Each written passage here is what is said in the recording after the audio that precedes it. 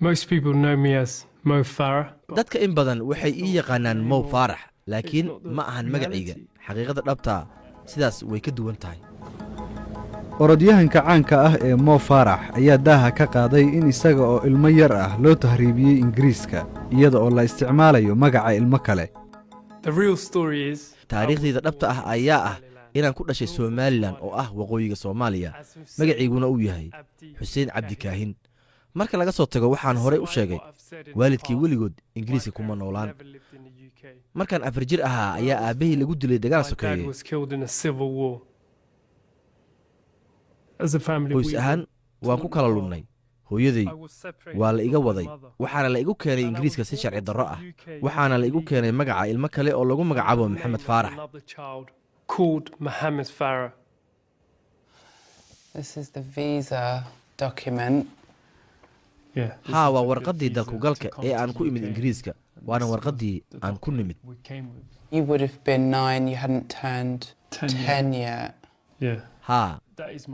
kaasi waa sawirkayga laakiin ma aha magacayga xilligaas waxaan ku imid magac kale iyo shakhsi kale waan ogahay inaan qof kale booskiisii qaatay laakiin waxaan isweydiinayaa muxuu xilligan ku sugan yahay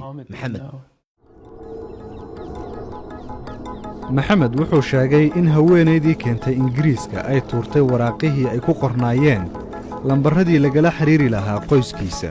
reerka uu la joogay wuxuu uga shaqayn jiray guriga iyo xanaanaynta carruurta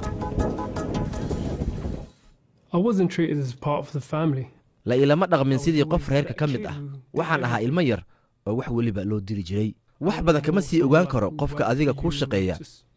waa adiga sirtaada sidaas ayaad samaysaa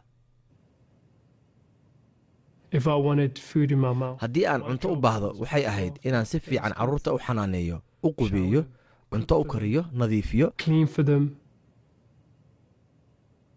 waxayna i dhihi jirtay haddaad rajo ka leedahay inaad dib u aragto reerkaagii marnaba afkaaga ha furin haddaad hadasho way ku qaadanayaan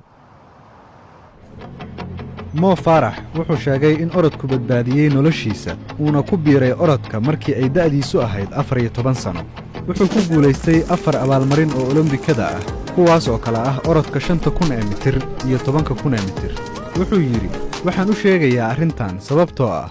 waxaan doonayaa inaan baraarujiyo ra'yiga dadku ay ka qabaan tahriibinta iyo addoonsiga